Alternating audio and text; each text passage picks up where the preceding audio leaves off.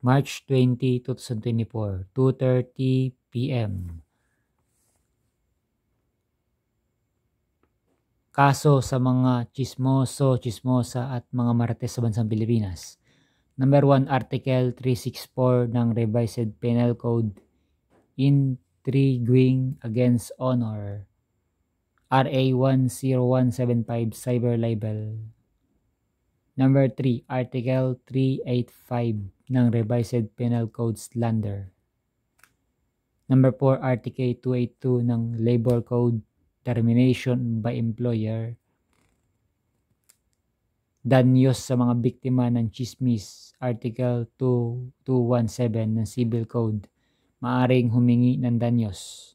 PWD Rights, Republic Act 7277, 9442, Public Ridicule, Oral Defamation, Verbal and Non-Verbal Abuse.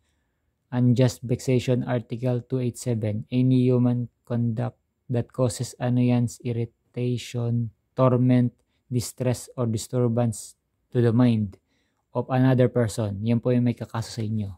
Tandaan nyo yan. Mula mahirap, may kaya hanggang mayaman. Talaga yung tumigil sa mga pagmamartes nyo, mga mindset nyong narcissistic na tao. Narcissistic with psychopath sa sociopath. Kung talaga yung tumigil sa panggugulo sa akin, talagang bahala na kayo sa buhay nyo. Take care to yourself.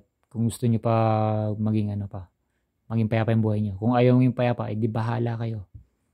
Ayan na yung kakaso sa inyo. Pakibasa nyo po, Ma'am Sir.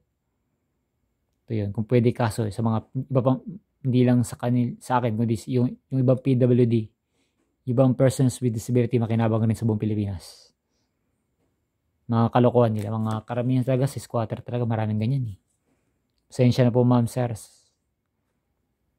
Konting panahon na lang ito po ay may sa batas sa ito. At saka may magkaso na rin dito kay Rapi Tulfo. Saka Tulfo Brothers, iba pang Tulfo Brothers, may lumapit na. Sana ngay matulungan ako ni Ben Tulfo. Papanalangin ko sa Diyos yun. Take care. Bye-bye po. See you soon.